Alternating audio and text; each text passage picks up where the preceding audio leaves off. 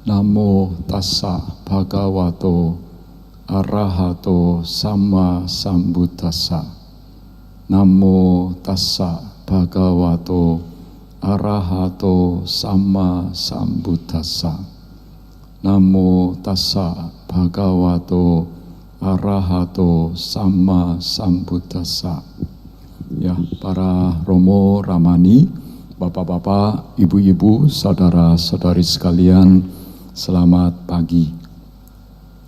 Ya, hari ini kita akan melanjutkan pembahasan tentang Manggala Sutta.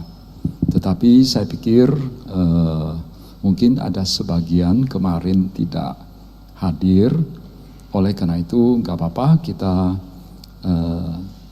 membaca ulang saja, dari awal sutta, ya.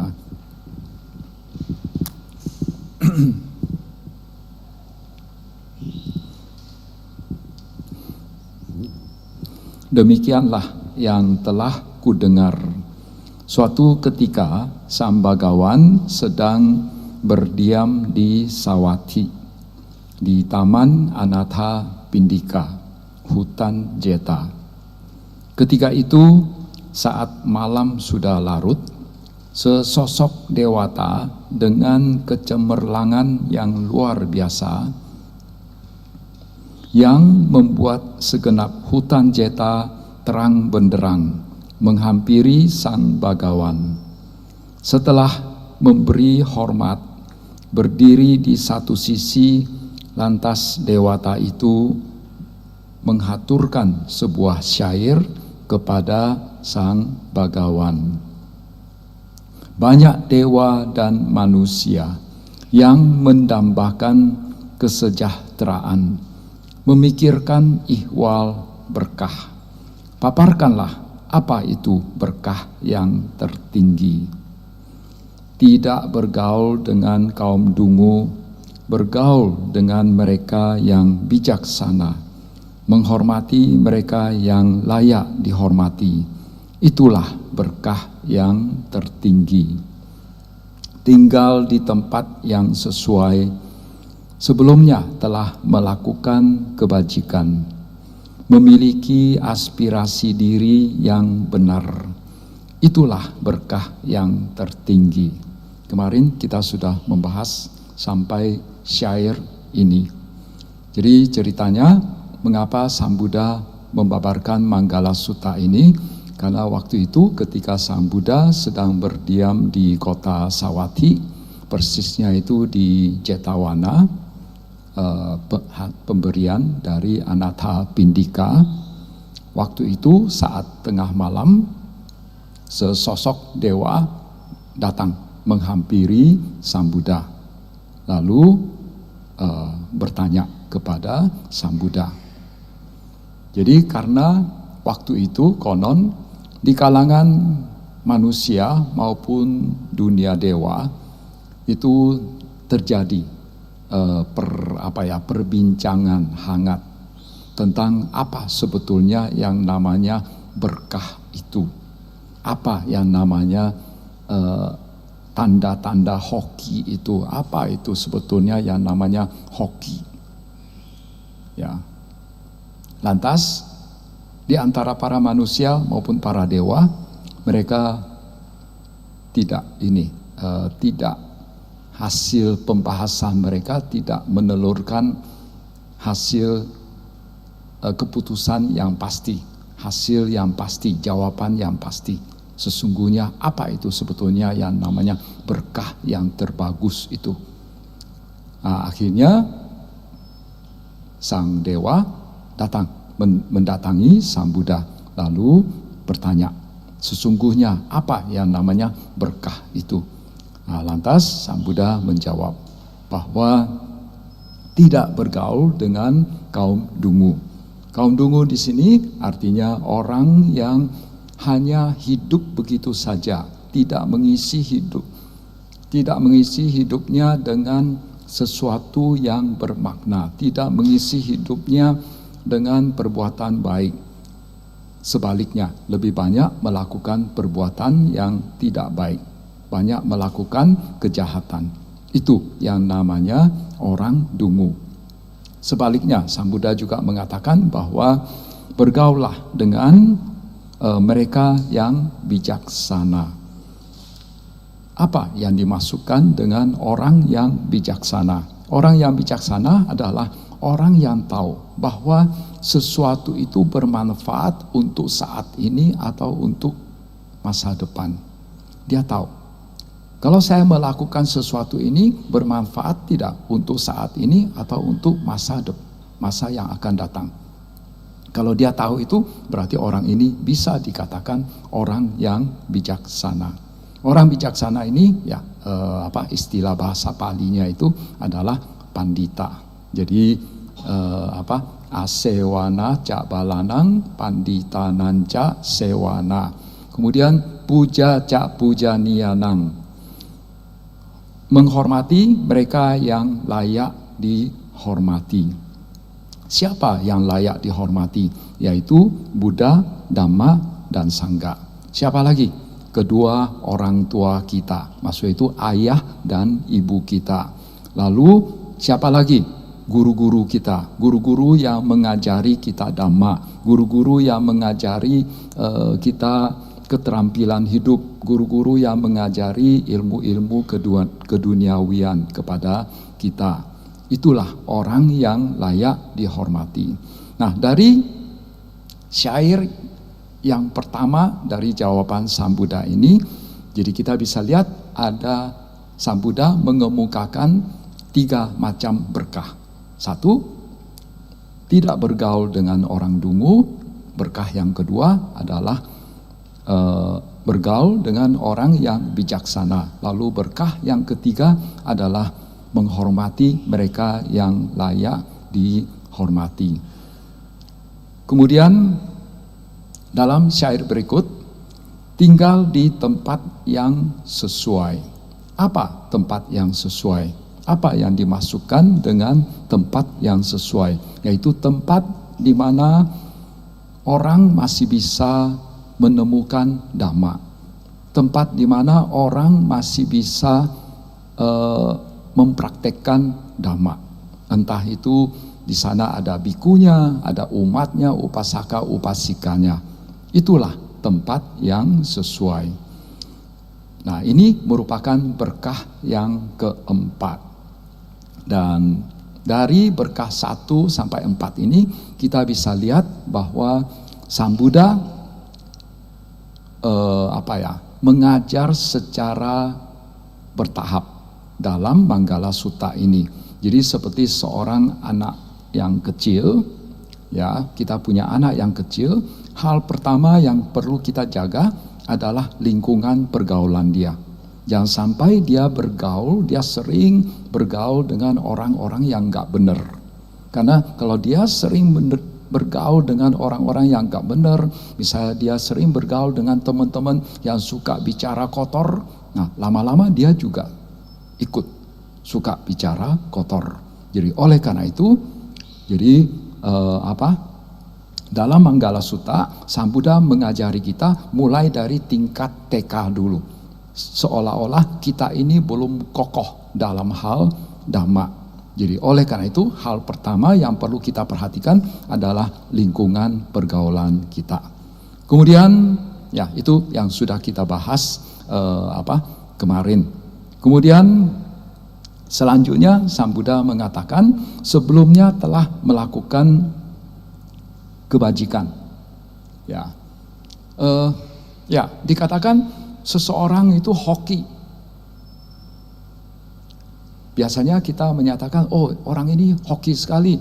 Ya, karena dia ini karma baik dia sedang berbuah.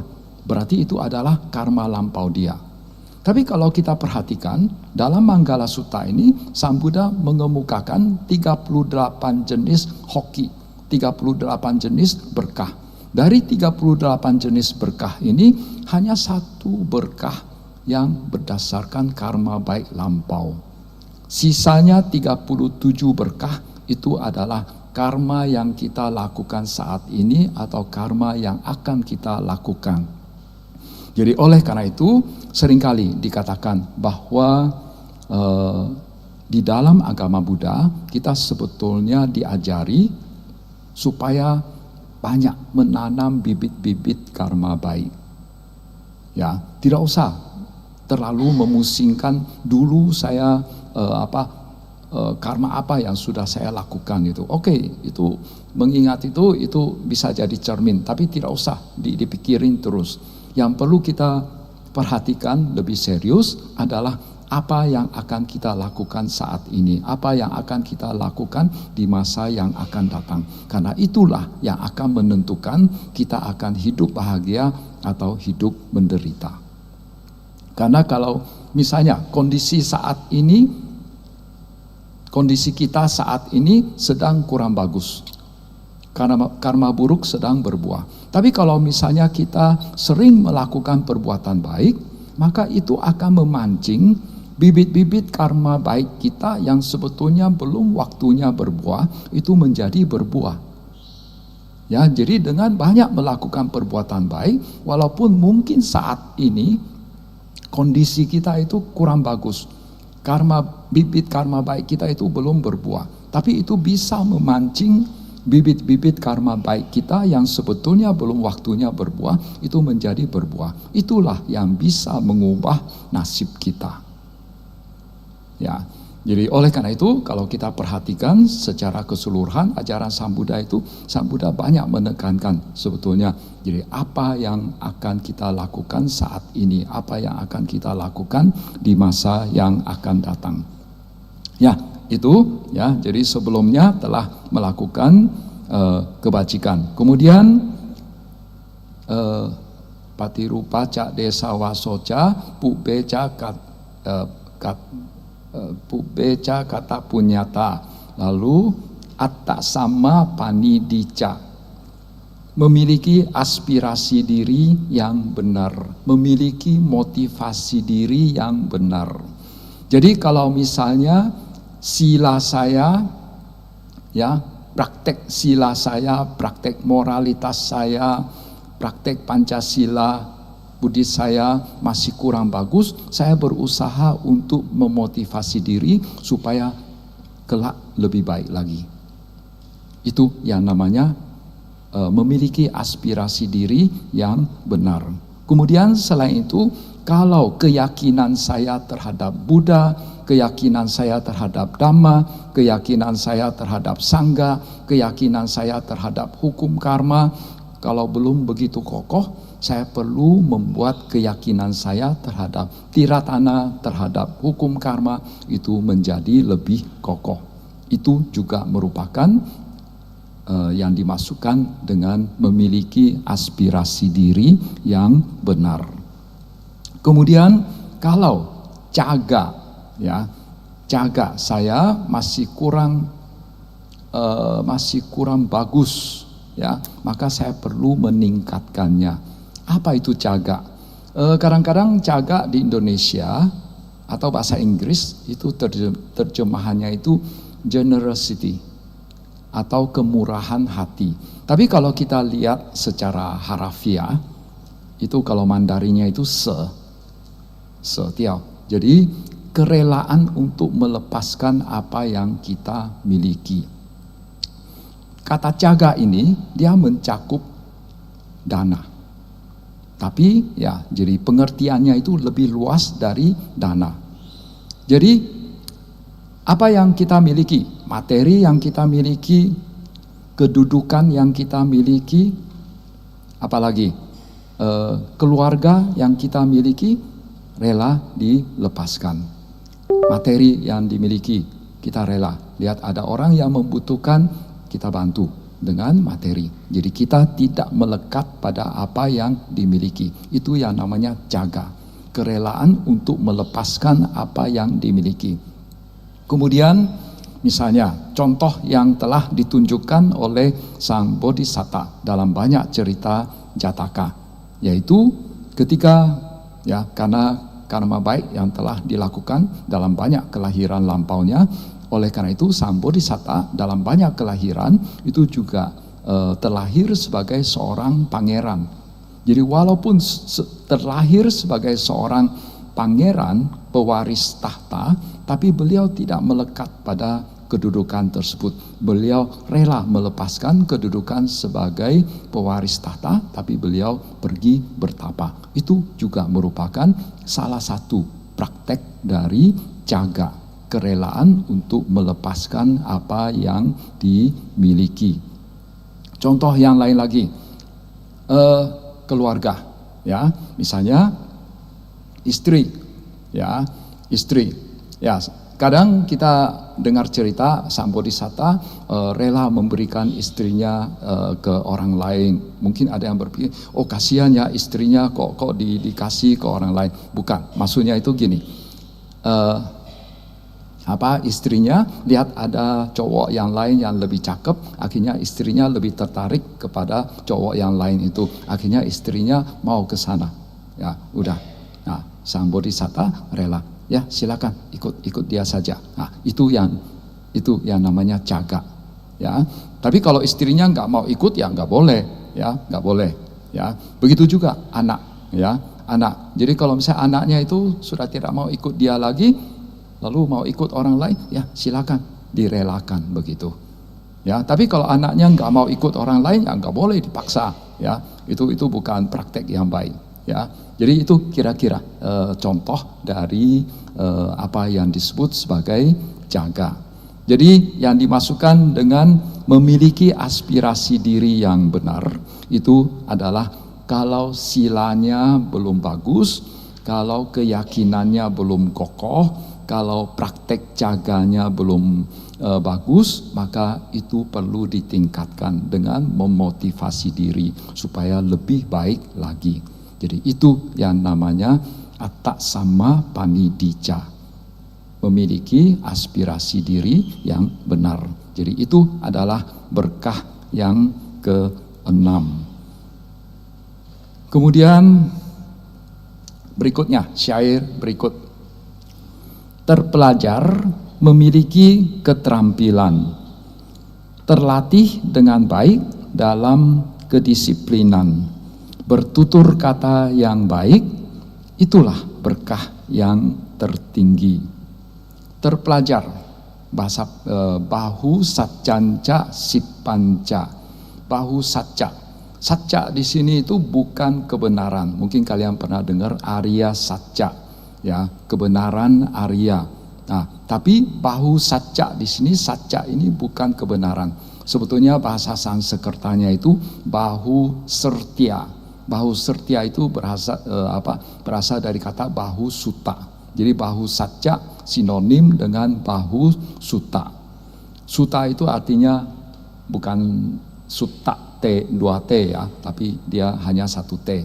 Suta itu artinya mendengar. Banyak mendengar.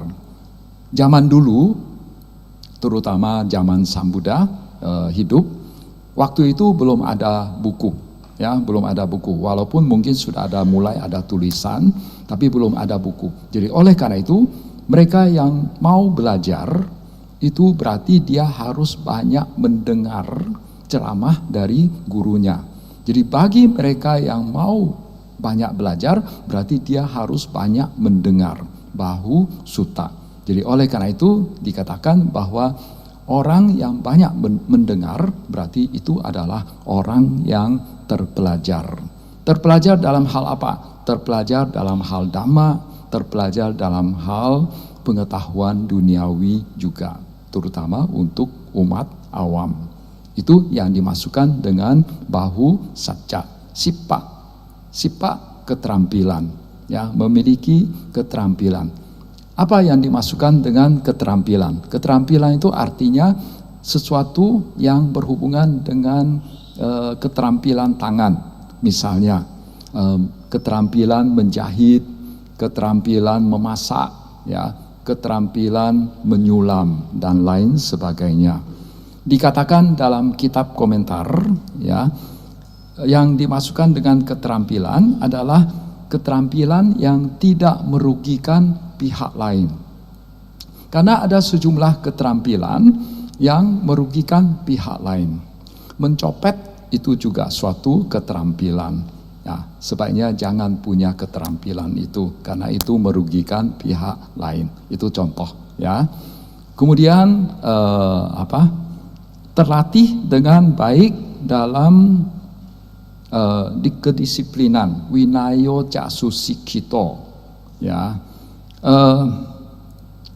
Dalam hal ini secara umum yang namanya kedisiplinan atau winaya atau tata krama itu adalah kita mengendalikan perbuatan kita yang dilakukan secara jasmani, secara ucapan maupun secara pikiran, ya. Kemudian kita mencoba untuk perbuatan yang dilakukan melalui jasmani, ucapan maupun pikiran. Kemarin juga sudah dijelaskan sekilas, yaitu tidak membunuh, tidak mencuri, tidak berbuat asusila, tidak mengucapkan kata kasar, tidak berbohong, tidak mengadu domba, dan tidak gosip, tidak omong kosong. Kemudian tidak serakah terhadap barang milik orang lain, kekayaan orang lain, tidak berniat jahat dan tidak memiliki pandangan salah. Nah, itu yang disebut sebagai kedisiplinan. Ya, itu secara umum. Jadi termasuk untuk umat awam. Nah, khusus untuk untuk biku yang dimasukkan dengan kedisiplinan itu winaya sebetulnya cukup luas. Jadi mungkin kalian kalau mendengar kata winaya, mungkin pikirannya itu hanya 227 peraturan patimokkha. Tapi sebetulnya pengertiannya lebih luas. Jadi sebetulnya untuk sila yang dijalankan oleh seorang biku itu mencakup 4 aspek. Aspek pertama adalah menjalankan 227 peraturan patimokkha, peraturan winaya. Lalu aspek yang kedua itu adalah menjaga keenam indranya. Karena sebagaimana kita ketahui bahwa kita mempunyai 6 indra. Indra penglihatan, indra pendengaran, indra penciuman, indra pengecapan, dan indra sentuhan, dan indra batin. Indra batin yang kalau indra penglihatan itu menangkap sesuatu yang berwujud. Indra pendengaran menangkap suara. Indra penciuman menangkap bau. Indra pengecapan menangkap rasa. Indra sentuhan menangkap sentuhan. Indra batin menangkap sesuatu yang sifatnya batin, misalnya pikiran, perasaan, kemarahan, ya, keserakahan. Nah, kita bisa tahu dalam batin kita itu ada keserakahan, ada kemarahan, ada perasaan menderita begitu. Nah, itu karena indra keenam kita, ya.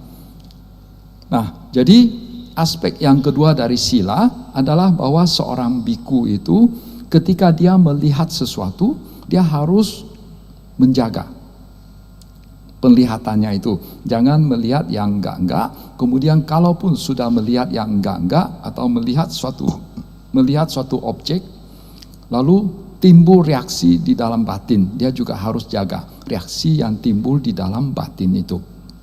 Jadi itu yang namanya indriya samwara sila. Jadi aspek sila di mana kita menjaga kita mengendalikan indriya kita, keenam indriya kita. Kemudian aspek yang ketiga dari pelaksanaan sila dari seorang biku itu adalah penghidupan yang benar, ya. Penghidupan yang benar ini tidak digariskan di dalam peraturan winaya, tetapi ya itu di luar itu. Yaitu bahwa seorang biku misalnya dia tidak boleh meramal, dia tidak boleh misalnya untuk mendapatkan makanan dari umat, dia meramal lalu dia mengobati orang lain dengan kekuatan apa begitu, tidak boleh. Ya, itu adalah mata pencaharian yang benar atau penghidupan yang benar. Jadi itu adalah aspek yang ketiga dari pelaksanaan sila dari seorang biku. Kemudian aspek yang keempat itu adalah bahwa seorang biku kalau dia menggunakan 4 kebutuhan hidup, itu setiap hari dia harus melakukan perenungan. Jadi biasanya itu kebiasaan para biku itu adalah pagi-pagi melakukan perenungan seperti itu. Jadi sebelum mulai makan baru bangun begitu. Ya, kadang kalau ada baca paritanya pasti ada ini, ya, yaitu bahwa dia merenungkan bahwa saya pakai jubah ini hanya sekedar untuk supaya tidak terlalu panas, juga tidak terlalu dingin, juga supaya untuk menutupi kemaluan dan lain sebagainya. Kemudian saya makan tujuannya bukan untuk menggemukkan badan, tujuannya itu supaya saya bisa tetap bisa hidup, ya, supaya bisa menjaga, supaya tidak melakukan kesalahan-kesalahan. Kemudian juga dalam hal menggunakan tempat tinggal atau tempat pembaringan, juga tujuannya itu supaya tidak terlalu panas, tidak terlalu dingin, ya, untuk menghindari cuaca yang buruk. Itu adalah perenungan terhadap penggunaan tempat tinggal. Kemudian penggunaan obat-obatan, juga tujuannya itu hanya untuk menangkal perasaan-perasaan yang tidak nyaman. Jadi itulah, ya, jadi 4 aspek pelaksanaan sila dari seorang biku. Jadi sekali lagi bahwa pelaksanaan sila dari seorang biku itu bukan hanya dari pelaksanaan 227 peraturan Patimokkha, ya. Oke, ya. Ya, jadi itu yang dimasukkan dengan terlatih baik dalam kedisiplinan. Kemudian bertutur kata yang baik, subhasita caya waca, ya. Apa yang dimasukkan dengan bertutur kata yang baik? Tadi sebetulnya sudah disinggung, yaitu bertutur kata yang baik itu adalah tidak berbohong, tidak mengucapkan kata kasar, ya, misalnya, ya, tapi ini bukan menginspirasi, ya. Misalnya ada orang yang tubuhnya agak gemuk gitu, nah, kita panggil dia dut gitu, ya. Atau ada yang badannya agak kurus gitu, kerempeng, ya, itu. Nah, itu kata-kata seperti ini menyinggung perasaan, membuat dia merasa tidak nyaman. Nah, itu yang disebut sebagai kata kasar. Atau misalnya ada seseorang, orang tuanya itu tukang sapu di jalan, anak tukang sapu, anak tukang becak, gitu kita panggil dia. Nah, itu juga termasuk kata kasar. Masih banyak contoh lagi, ya, saya nggak usah lah nanti menginspirasi kalian. Kemudian mengadu domba, ya, kemarin sudah disinggung sebentar, ya. Mengadu domba itu gini, seringkali kata mengadu domba ini diterjemahkan memfitnah. Sekali lagi menurut saya terjemahan memfitnah itu kurang pas, karena kalau memfitnah orang ini dia tidak melakukan hal ini lalu kita menyatakan dia melakukan hal ini, itu adalah memfitnah. Itu termasuk salah satu bentuk berbohong. Sedangkan mengadu domba itu adalah saya dengar dari si A, omongan si A, lalu saya ceritakan si B. Tujuannya itu supaya A sama si B ini nanti hubungannya tidak baik. Atau saya dengar dari si A, lalu saya ceritakan ke si B. Tujuannya itu supaya si B menganggap saya ini orang yang baik. Nah, itu yang namanya mengadu domba. Kemudian omong kosong, misalnya kita atau gosip gitu, ya. Kita membicarakan hal-hal yang tidak ada manfaatnya. Oh, itu bintang film itu sekarang lagi berselingkuh sama siapa begitu, ya kira-kira begitu, cerita-cerita begitu. Itu yang namanya omong kosong, ya, atau ya gosip lah begitu. Nah itu 4 hal itu termasuk yang dikatakan masuk kategori bertutur kata yang baik. Kemudian termasuk bertutur kata yang baik juga, ya, di dalam sutta yang lain dikatakan bahwa kalena, kita seyogianya, jadi walaupun ucapan kita itu sesuai dengan kenyataan, tapi Sang Buddha menasihati kita bahwa kita juga perlu mencari momen yang tepat untuk mengemukakan kenyataan ini. Jadi tidak boleh sembarangan, walaupun itu merupakan suatu kenyataan, ya, kita juga harus pandai-pandai cari waktu untuk mengungkapkannya. Misalnya ada anak yang melakukan kesalahan. Memang itu adalah suatu kenyataan. Tapi misalnya kalau anak itu kita ungkapkan kesalahan dia di depan banyak orang begitu, sehingga dia menjadi malu. Nah, itu akan memberikan efek psikologi yang tidak bagus terhadap anak tersebut. Jadi oleh karena itu kita nggak boleh begitu. Kita harus cari tempat waktu yang sesuai. Tidak banyak orang, hanya kita berdua, lalu ceritakan bahwa apa yang Anda lakukan tadi itu tidak bagus, tidak benar, ya, tidak sesuai. Nah, jadi oleh karena itu, ya, kita dalam hal mengungkapkan sesuatu, ya, walaupun itu merupakan suatu kebenaran, kita tetap harus mencari momen yang tepat, ya. Termasuk juga, ya, walaupun itu suatu kebenaran, tidak perlu diungkapkan semuanya kepada orang lain. Kalian di bank punya 10 M. Itu suatu kenyataan kan? Itu suatu kebenaran. Apakah kebenaran tersebut perlu diungkapkan ke seluruh dunia? Tidak perlu kan? Ya, jadi tidak semua kebenaran itu perlu diungkapkan, ya. Kemudian juga termasuk juga tutur kata yang baik itu adalah, ya, kita perlu mengungkapkan kenyataan, satya. Satya itu termasuk salah satu dari 10 parami, ya, 10 parami. Jadi apa yang kita ungkapkan harus selalu sesuai dengan kenyataan, ya. Dan mungkin kalian pernah dengar yang namanya Saccakiriya, ya, Saccakiriya Gata. Nah, itu merupakan suatu ungkapan kebenaran. Jadi Saccakiriya itu merupakan suatu praktek Buddhis yang sering dilakukan. Jadi misalnya, ya, kalau kalian perhatikan Saccakiriya Gata, ya, tiada perlinati me saranang anyang buddho me saranang warang etena sacca wajena sotite hotu sabada. Tiada perlindungan lain bagiku, Buddhalah perlindungan pilihanku. Semoga dengan ungkapan kebenaran ini kalian hidup sejahtera. Kira-kira begitu. Jadi kalau misalnya kalian masih berlindung kepada batu, berlindung kepada pohon misalnya, lalu kalian mengungkapkan tiada perlindungan lain bagiku, hanya Buddha lah pelindungku. Berarti apa yang kalian ungkapkan itu tidak sesuai dengan kenyataan.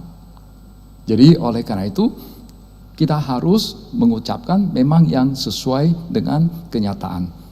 Dan memang itu melakukan Saccakiriya itu merupakan praktek umat Buddha biasanya itu untuk mengharapkan terjadi sesuatu. Misalnya ketika sedang sakit, ya, ketika seseorang sedang berada dalam kondisi yang tidak baik, kita mengucapkan Saccakiriya. Jadi sebetulnya Saccakiriya itu bukan hanya yang Saccakiriya Gata. Ratana Sutta itu juga merupakan sejenis Saccakiriya. Bojangga Parita itu juga merupakan Satya Kriya.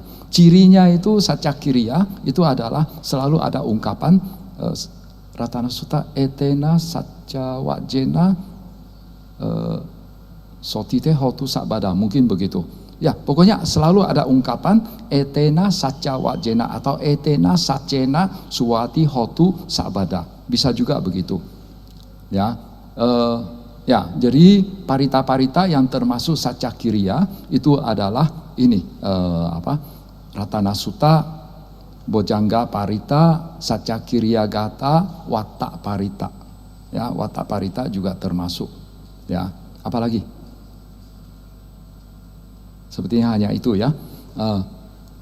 Kemudian tentang membuat Satya Kriya ini juga tidak harus yang bagus-bagus. Ya, mungkin kalian sudah pernah dengar cerita. Jadi di zaman dulu konon ya, kalau nggak salah Raja Asoka ya, Raja Asoka. Oke ya, jangan pakai cerita Raja Asoka. Ada seorang Brahmana, ya. Ini cerita Sambodhisatta. Waktu itu beliau terlahir sebagai seorang petapa, ya. Jadi suatu hari ketika dia sedang bertapa di gunung, lalu ada sepasang suami istri Brahmana yang datang, ya, datang berkunjung kepada dia. Brahmana ini membawa seorang anaknya. Jadi ketika mereka sedang tanya jawab dengan sang petapa, anaknya itu bermain di luar, ya, anaknya bermain di luar, main gasing. Tahu-taunya suatu hari suatu saat gasing ini masuk ke dalam satu lubang. Lalu ketika anak ini mau ambil gasingnya dengan memasukkan tangannya ke dalam lubang, ternyata di dalam lubang ada seekor ular berbisa. Lalu ular berbisa tadi dia sudah marah karena ada gasing yang mengenai kepalanya. Begitu lihat ada tangan masuk, langsung dipatuk tangan tersebut. Jadi konon ya, anak ini setelah dipatuk oleh ular pingsan ya, karena keracunan. Lalu tidak lama kemudian anak yang pingsan ini ketahuan oleh kedua orang tuanya. Orang tuanya cepat-cepat bawa anak ini ke sang petapa. Oh petapa, tolonglah anak saya, ya, entah pakai mantra apa begitu. Lalu sang petapa mengatakan, saya tidak bisa, saya tidak tahu baca mantra apa, tapi saya bisa melakukan Satya Kriya. Saya bisa melakukan ungkapan kebenaran. Lalu petapa ini sambil pegang anak ini yang seluruh badannya itu sudah membiru, ya. Dia pegang anak ini, dia mengucapkan, saya ini sudah bertapa puluhan tahun, tapi selama puluhan tahun ini saya hanya hidup bahagia 7 hari saja. Jadi berarti selama bertapa ini dia lebih banyak tidak bahagia, hanya 7 hari yang bahagia saja. Semoga dengan ungkapan kebenaran ini anak ini terbebas dari racun ular. Konon warna biru dari racun ular itu berkurang sedikit. Lalu petapa ini mengatakan balik ke bapaknya, saya sudah melakukan kewajiban saya. Silakan kalian ungkapkan melakukan ungkapan kebenaran, melakukan Satya Kriya. Lalu bapaknya sambil memegang anaknya, saya ini sebetulnya pelit, saya ini sebetulnya tidak suka berdana. Tapi karena itu sudah tradisi turun temurun dari ayah saya, jadi biasanya itu kalau orang datang berdana, minta dana, saya tetap kasih. Semoga dengan ungkapan kebenaran ini anak saya sembuh dari racun. Konon warna birunya semakin hilang, tapi masih ada. Lalu bapaknya balik ke istrinya. Sekarang giliran kamu mengucapkan ungkapan kebenaran. Lalu istrinya bilang, gak enak mengucapkan di depan kalian. Lalu bapaknya bilang, gak apa-apa, ya. Lalu istrinya sambil pegang anaknya, ular berbisa di luar, mematuk tangan anak saya sampai pingsan. Saya benci ular itu.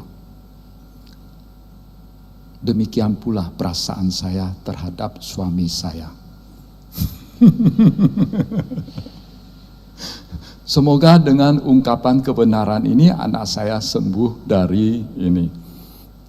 Nah, konon setelah itu anaknya mulai siuman kembali. Dari cerita ini kita bisa lihat bahwa yang namanya saca kiria itu tidak harus yang bagus-bagus, yang indah-indah. Kuncinya adalah apa yang kita ucapkan sesuai dengan kebenaran. Ya, itu kira-kira. Ya, ini sedikit pengetahuan tentang saca kiria. Kemudian yang termasuk bertutur kata yang baik adalah bahwa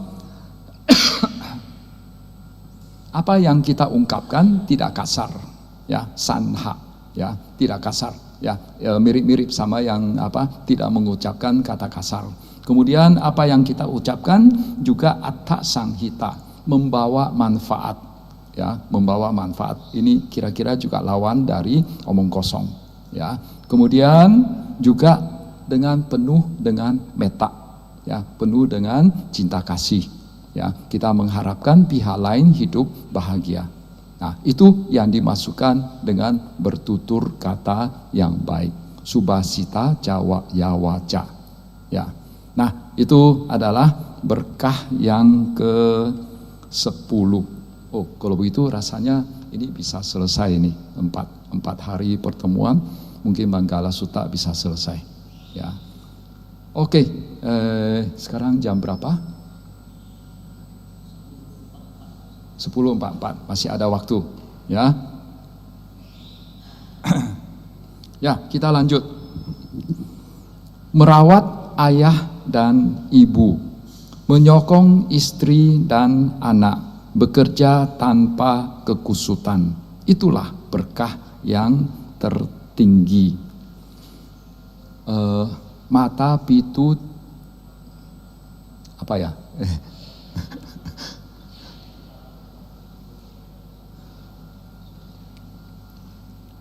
Putadara ca sanggaho, lalu anakula ca kamanta eta manggala mutamang, mata pitu upathanang, ya, mata pitu upathanang.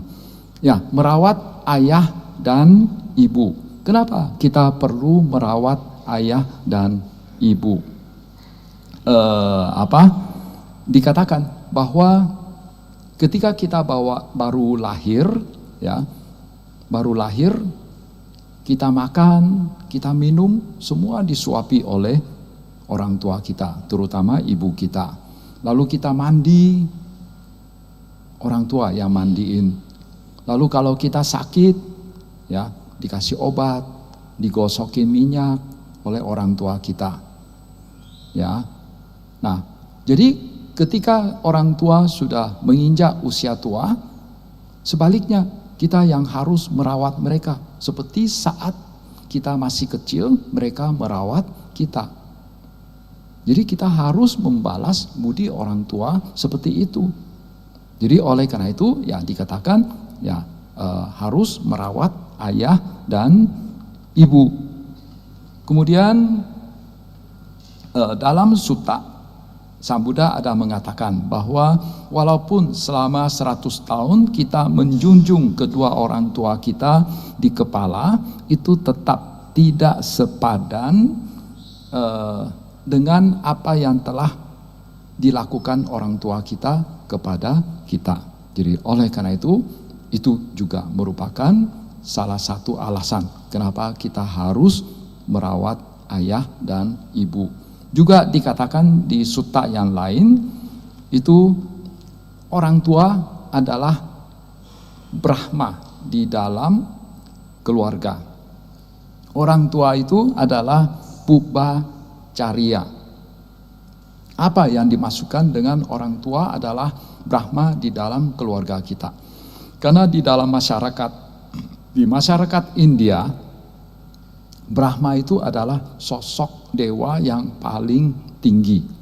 Jadi oleh karena itu, ya dikatakan orang tua adalah Brahma di dalam keluarga kita, berarti orang tua itu adalah sosok yang paling tinggi dalam suatu keluarga. Kemudian juga dikatakan Pubbacharya.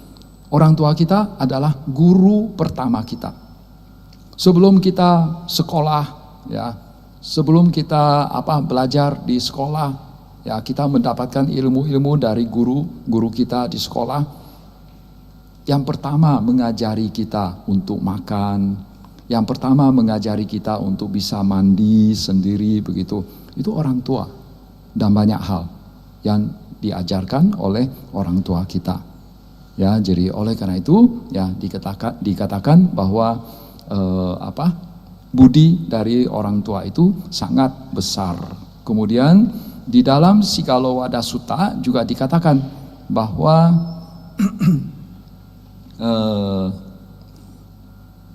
kewajiban dari seorang anak terhadap orang tuanya adalah menopang orang tuanya, mengerjakan tugas orang tuanya, lalu menjaga tradisi keluarga, lalu menjadi pewaris yang layak.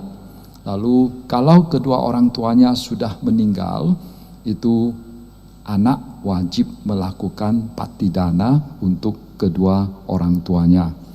Mungkin kalau kalian baca di Sigalowada Sutta, di dalam bahasa Palinya kalian tidak menemukan istilah patidana, tapi di dalamnya itu ditemukan istilah dakkhina.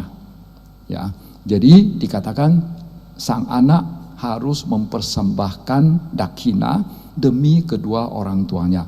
Kalau kalian menemukan istilah seperti itu, mempersembahkan dakkhina demi siapa begitu, berarti itu melakukan patidana. Karena yang namanya dakkhina, ya, yang namanya dakkhina itu adalah persembahan yang khusus diberikan kepada para brahmana, para samana. Tujuannya itu untuk melakukan patidana.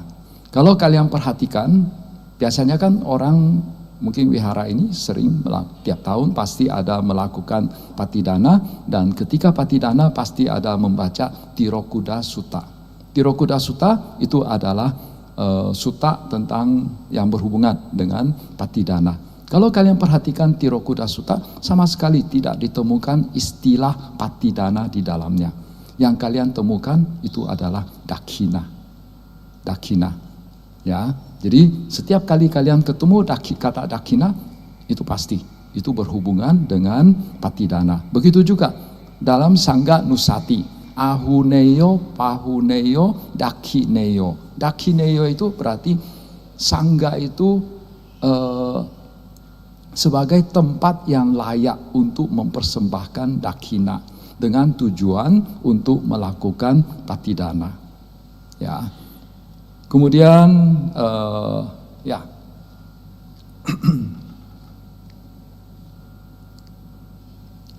Ya, kemudian ini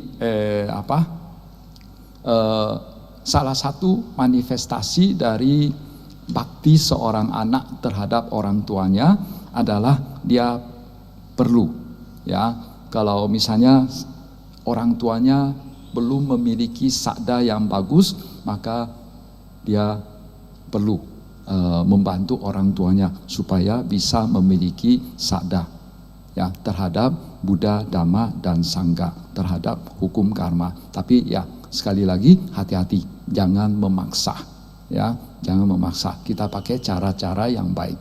Kemudian kalau orang tua silanya kurang bagus, sang anak ya mencoba supaya orang tuanya itu bisa punya sila yang lebih baik.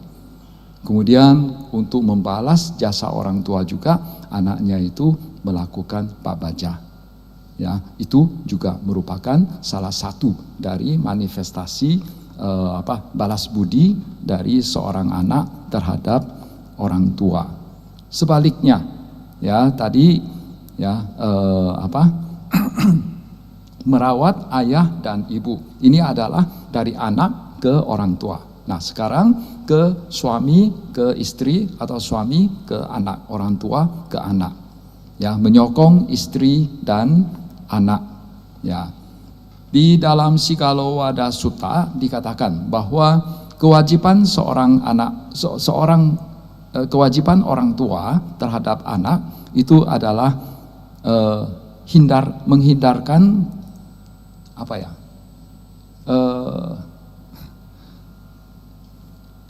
Membuat anaknya itu terhindar dari perbuatan kejahatan, kira-kira begitu. Jangan sampai anaknya itu melakukan kejahatan. Itu kewajiban pertama dari seorang tua. Lalu mendorong kebaikan. Lalu yang ketiga, memberikan keterampilan kepada anaknya, menyekolahkan anaknya mungkin di zaman saat ini, ya.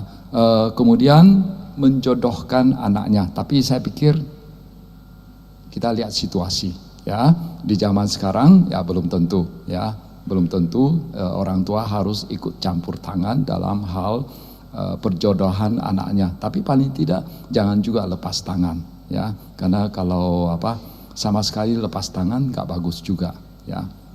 Ya. Kemudian yang berikut adalah memberi warisan pada waktunya. Jadi mungkin kalian sudah pernah dengar cerita bahwa kalau memberi warisan bukan pada waktunya, nanti malah itu menjadi bumerang untuk orang tuanya. Mungkin kalian pernah dengar cerita bagaimana seorang anak setelah terima warisan orang tuanya itu diusir begitu. Nah, jadi sebetulnya Sang Buddha jauh-jauh hari sudah tahu tentang hal ini. Jadi oleh karena itu Sang Buddha mengatakan beri warisan pada waktunya. Jadi di dalam agama Buddha itu banyak, ya. Jadi segala sesuatu itu ketika kita melakukannya itu harus pada waktunya. Mendengar Dhamma Desana juga pada waktunya, ya. Diskusi Dhamma juga pada waktunya, ya, kalena, ya. Nah, ya, jadi kewajiban dari seorang seorang ayah atau kewajiban orang tua adalah memberi warisan pada waktunya. Kemudian terhadap istri, ya mungkin kalian sudah sering dengar, nggak apa-apa, ya.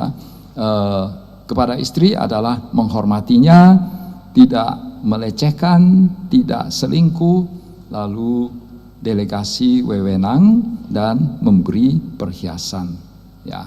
Ya, itu kira-kira menyokong istri dan anak. Rasanya sudah jam 11, belum? Hah? 10.55. Oke, kita selesaikan saja, ya. Bekerja tanpa kekusutan. Anakulaca kamanta. Apa yang dimasukkan dengan bekerja tanpa kekusutan? Yaitu kita tahu waktu yang tepat untuk mengerjakan suatu pekerjaan. Kemudian kita melakukan hal yang sesuai. Itu yang dimasukkan dengan bekerja tanpa kekusutan. Kemudian kita juga tidak malas, ya, selalu rajin, bersemangat, lalu tidak menimbulkan kehilangan atau kerugian. Itu yang dimasukkan dengan bekerja tanpa kekusutan. Ketika berdagang misalnya, ya, jadi jangan sampai mengalami kerugian, ya, atau kehilangan. Itu yang dimasukkan dengan bekerja tanpa kekusutan. Jadi salah satu contohnya lagi adalah tidak bangun telat, lalu aktif, lalu pagi hari tidur, malah waktu malam hari aktif begitu. Nah, itu tidak benar, ya. Lalu suka mabuk-mabukan, nah itu juga tidak mencerminkan bekerja tanpa kekusutan. Lalu sering mengeluh, belum mau melakukan ini karena terlalu panas lah, terlalu dingin lah, banyak alasan. Sudah telat lah, ya. Nah, itu bukan cerminan dari praktek bekerja tanpa kekusutan. Ya, saya pikir itu saja dulu yang kita bahas, ya. sudah sampai berkah yang ke-14. Ya, kita akan lanjut besok ya.